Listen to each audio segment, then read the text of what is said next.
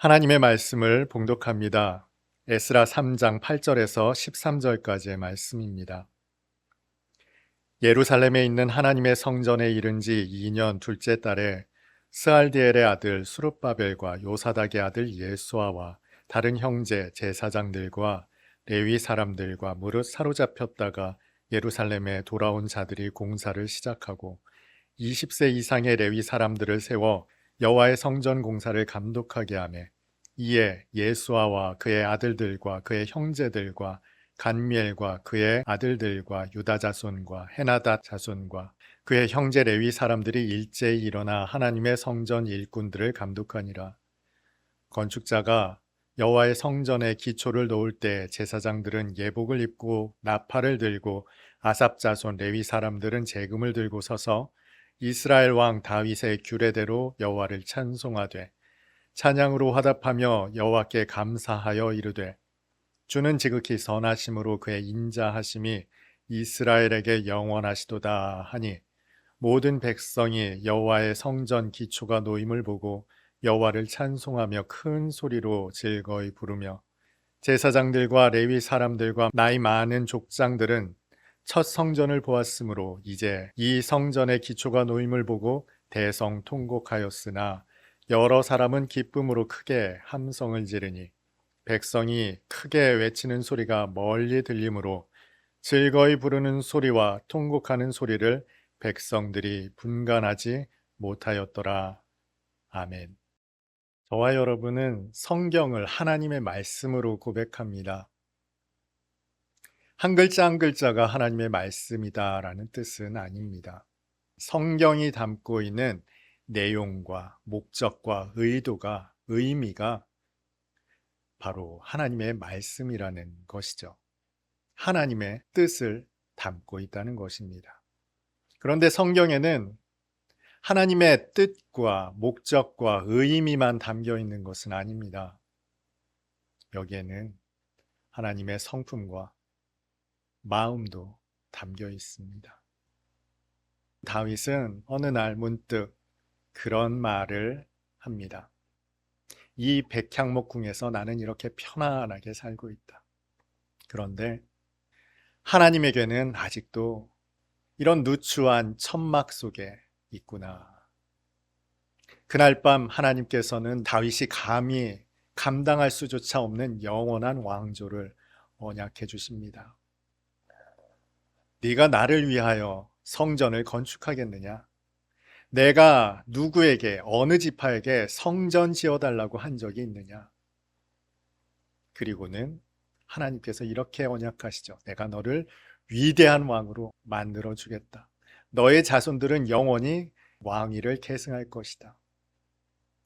그 언약은 하나님의 독생자 예수 그리스도에 이르러 완성됩니다. 저는 이 장면이 너무 좋습니다. 젊은 사람들 표현으로 츤데레라는 말을 합니다.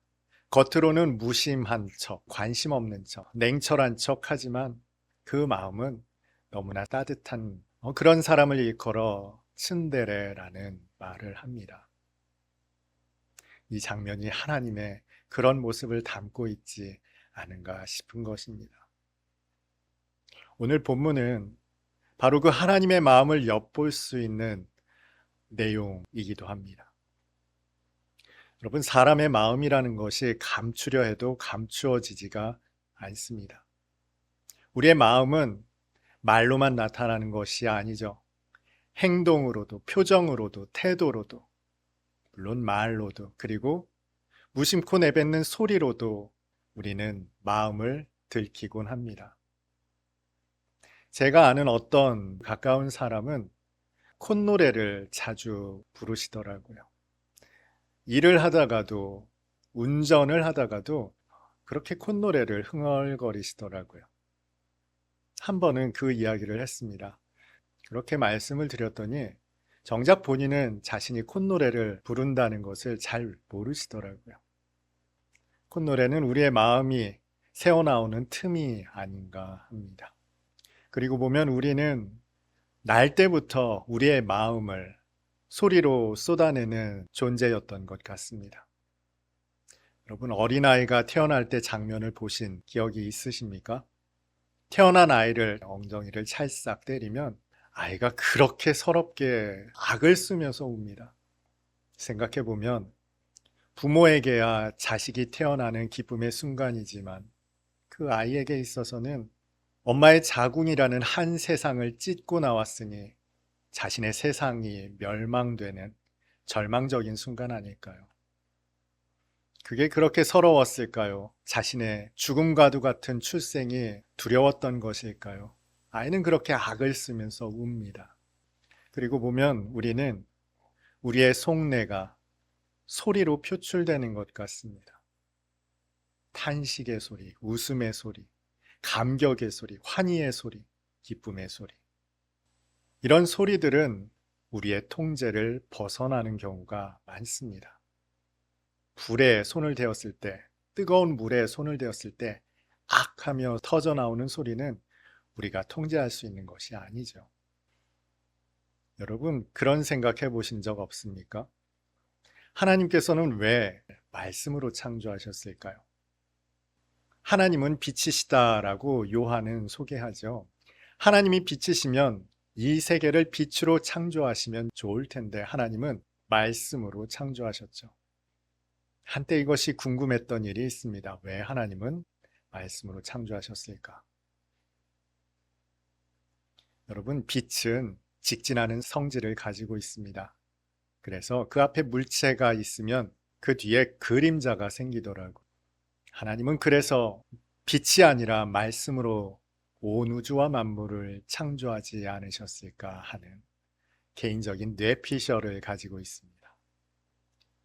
그러나 그 무엇보다도 하나님은 당신의 마음을 숨기실 수 없었을 겁니다. 온 우주와 만물을 창조하시는 그때 하나님께서는 창조 때마다 보시기에 좋으셨습니다. 하나님의 기쁨은, 하나님의 감격은, 좋으심은 그 소리 속에 고스란히 담겨 있었습니다. 우리도 너무 좋으면 그 소리 속에 기쁨이 담겨 있지 않습니까? 자신을 소리라고 소개한 한 사람이 있습니다. 그리스도께서 오실 길을 예비한 선지자 세례 요한입니다. 사람들이 세례 요한에게 물었습니다. 당신을 누구라고 하겠습니까?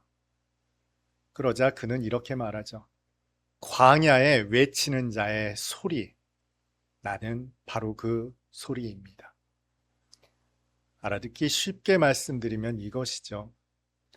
임금님이 행차하실 때 그 앞에서 외치는 자가 있습니다.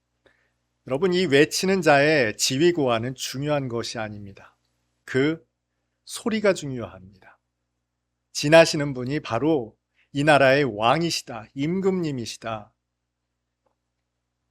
그리고 보면 이 소리는 의미와 목적을 담고 있기도 합니다. 우리가 긴급할 때 여러분 비켜서십시오, 위험합니다 라고 말하지 않죠. 몇 마디 소리만으로도 위험을 직감할 수 있습니다. 앰뷸런스가 달릴 때도, 경찰차가 달릴 때도, 소방차가 달릴 때도 그 소리만으로도 우리는 의미와 목적을 알 수 있다는 것입니다. 예수께서 세례를 받으셨습니다. 그리고 물 위에서 올라오실 때 하늘에서 소리가 있었습니다. 이는 내 사랑하는 아들이요, 내 기뻐하는 자다. 하나님의 소리였죠. 하나님의 임재였습니다.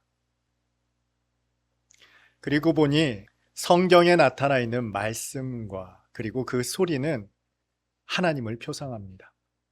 그런데 말씀과 소리는 다소 차이가 있더라고요. 말씀은 듣는 청자를 목적합니다. 다시 말해서 하나님께서 말씀하실 때는 그 듣는 사람들의 행함과 순종과 청종이 목적이라는 것입니다. 아브라함을 만나셨을 때에도, 다윗을 만났을 때에도 하나님의 말씀은 그 청자의 목적이 있었습니다. 그런데 하나님의 소리는 양상이 다릅니다.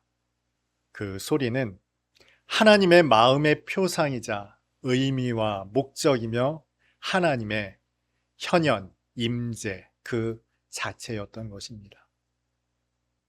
만약 오늘날 하나님의 소리가 임하신다면 우리에게 어떻게 나타날까요? 오래전 찬양입니다. 박종호 씨가 부른 찬양의 심포니라는 곡의 가사가 이렇습니다. 우주의 작곡자요 지휘자가 주의 오케스트라 앞에 서네. 피조물은 정교한 악기 들고 하늘의 물이 환호하네. 찬란한 사계절 박자를 알리네. 주님 신호의 태양 새벽 나팔부네. 회오리 바람 힘차게 불어와 지휘봉에 맞춰 몰아치네. 대양의 파도가 해안을 두드리고 은하수 춤추며 회전하네. 거칠은 박자로 빗방울 떨어지네. 천둥과 번개도 손뼉치네. 심포니로 찬양. 예부터 계신 주께의 영광. 크고 작은 만물들 모두 소리 높여 심포니로 찬양. 성경은 하나님의 말씀, 뜻, 의도, 목적뿐만 아니라 하나님의 마음을 담고 있다더니 계속해서 소리에 관한 말씀만 드렸습니다. 그 이유가 있습니다. 오늘 본문이 바로 그 소리에 관한 이야기를 하고 있습니다. 본문은 이스라엘 백성이 유다와 예루살렘으로 귀환한 지 2년쯤 지났을 때를 이야기합니다. 백성들은 예루살렘으로 모였습니다. 거기에서 초막절을 지냅니다. 모세가 전한 율법에 따라 초막절을 다 지내고 나서 드디어 고레스 칙령에 따른 하나님의 성전 짓기를 시작합니다. 그런데 본문은 이전에 등장하는 성막을 짓는 일이나 하나님의 성전을 짓는 것과는 다른 양상으로 기록되어 있습니다. 일반적이라면 공사의 규모나 걸린 시간이나 동원된 사람이나 재료들이나 규격이나 이러한 것들을 기록한 것이 이전의 내용들이었습니다만 오늘 본문은 전혀 그 내용이 나타나 있지 않습니다. 오늘 본문에 등장하는 내용이라고는 그 기초를 놓을 때 이스라엘 백성이 찬송을 불렀다는 이야기, 악기를 연주했다는 이야기, 함성을 지르고 통곡했다는 이야기만 기록되어 있습니다. 온통 소리의 향연들입니다. 그런데 그럴 법한 이유가 있습니다. 이스라엘 백성이 모인 예루살렘은 성전은 오래전에 무너졌습니다. 거기에는 잡초가 무성했을 것입니다. 이끼가 있었을 것이고 검은 곰팡이가 피었을 겁니다. 사람들의 흔적은 없었을 것이고 그런데 거기에 사람들이 모였습니다. 모여든 사람들을 보니 아주 오래전 낯익은 사람들도 있었습니다. 반가운 마음에 손을 맞잡고 그들은 잡초가 무성한 이끼가 낀 오래전 성전의 털을 풀을 뽑고 이끼를 걷어내고 하나님께 번제를 드렸습니다. 그렇게 초막절을 지킨 이스라엘 백성은 비로소 성전 지대를 놓았습니다. 여러분, 그때 그들의 감정이 어떠했겠습니까? 오늘 본문에 나타난 그대로 여러 가지 만감이 교차했을 겁니다. 젊은이들에게는 기쁨과 환호의 환호성이 가득했을 것입니다. 반면 오래전 솔로몬의 영광을 알았던 사람들에게는, 금빛 찬란한 성전을 보았던 사람들에게는 온갖 회한이 밀려왔을 것이고요. 백성들은 북받치는 감정에 환호와 탄성과 통곡을 쏟아냈겠죠. 그것은 감출 수 없는 마음이었습니다. 주체할 수 없는 소리였습니다. 그 소리가 얼마나 컸던지 아주 멀리까지 퍼져나갔습니다. 그런데 여러분, 이 백성의 소리, 사람들의 소리가 비단 이스라엘 백성들만의 소리였을까요? 저는 궁금한 것이 한 가지 있었습니다. 예수께서 이 세상에 사실 때 예수님의 마음은 어떤 마음이셨을까요? 예수께서 비로소 공생애를 시작하셨을 때 그 주님의 말씀을 듣고 예수께로 나와 세례를 받으며 회개하는 역사가 일어났죠. 죄인들이 비로소 생명으로 구원으로 나오는 놀라운 역사였습니다. 그 현장에서 주님은 기쁘셨을 겁니다. 주님께서 죄인들과 세리들과 창녀들과 함께 먹고 마시는 것을 좋아하셨던 것을 보면 알 수 있죠.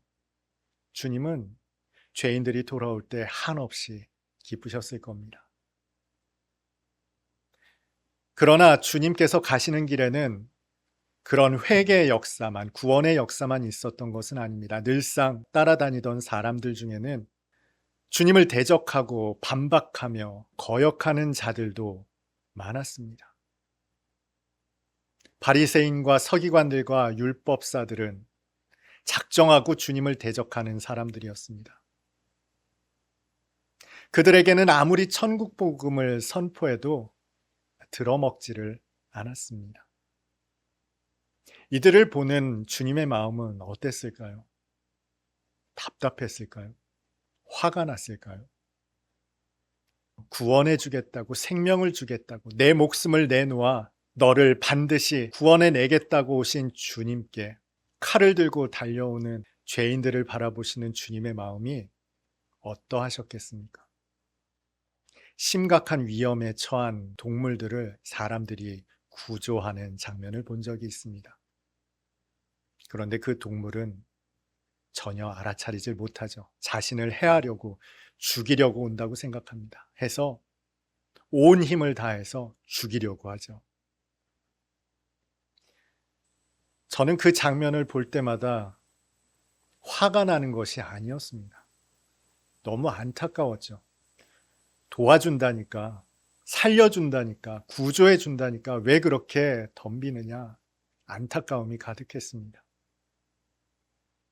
오늘도 구원받는 많은 죄인들을 보시며 주님은 기뻐하셨을 겁니다. 그러나 그 구원의 복음의 메시지를, 그 생명을 그들에게 전함에도 불구하고 전혀 받아들일 생각이 없는, 오히려 대적하는 사람들을 보며 얼마나 가슴이 아프셨을까요?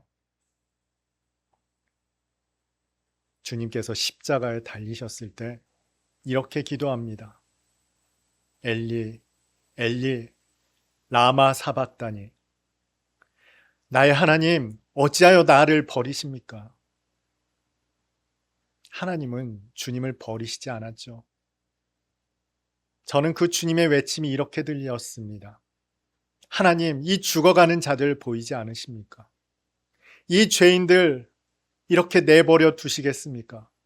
왜 이들을 버리십니까? 하나님을 향한 절규로 들렸습니다. 그때 주님은 그 죄인들까지도 끌어안으신 하나님의 구원의 마음이셨습니다. 주님은 이 땅에 사실 때 분간할 수 없는 뒤섞인 마음으로 사셨을 겁니다. 구원과 생명의 기쁨의 마음과, 그럼에도 불구하고 사망과 멸망으로 치닫는 슬픔과 탄식의 통곡의 마음으로 우리와 함께 사셨습니다. 그래서 오늘 본문의 이 뒤섞인 소리, 멀리서 분간할 수 없는 이 소리는 이스라엘 백성의 소리이자 또한 이 땅을 향한 하나님의 소리였던 것입니다. 그래서 구원받은 저와 여러분의 삶이 이 주님과 같습니다. 한편으로는 기쁨과 감격 속에 사로잡혔다가도 또 한편으로는 내 곁에서 죽어가는 수많은 이웃들을 바라보며 근심하고 슬퍼하는, 탄식과 통곡이 가득한 삶이 바로 그리스도인의 마음이자 삶이라는 것이죠. 여러분, 그래서 우리가 깊은 기도 가운데 나아갈 때 이런 마음에 휩싸이는 것입니다.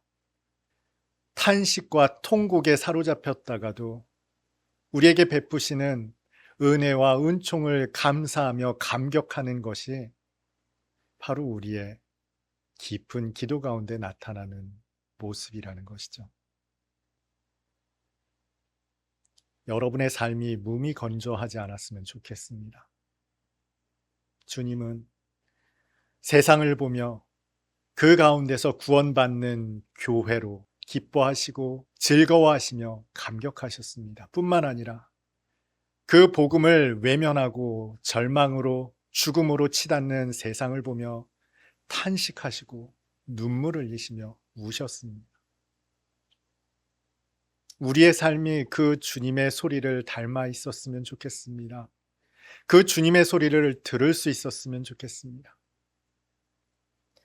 여러분, 어린아이는 엄마가 울면 따라 웁니다. 그저 울 뿐만 아니라 정말 마음이 슬퍼 웁니다. 그 어린아이는 엄마가 웃으면 또 웃습니다. 그냥 웃는 것이 아니라 그 기쁨으로 함께 웃습니다. 오늘 예배드리는 저와 여러분이 주님과 함께 울고 주님과 함께 감격하여 기뻐하는 삶을 살았으면 좋겠습니다. 오늘 하나님의 소리를 듣는 여러분 될 수 있기를 바랍니다. 하나님의 통곡을 듣고 하나님의 기쁨을 들으며 하나님의 교회로 온전히 세워지는 저와 여러분 다 될 수 있기를 주님의 이름으로 축복합니다.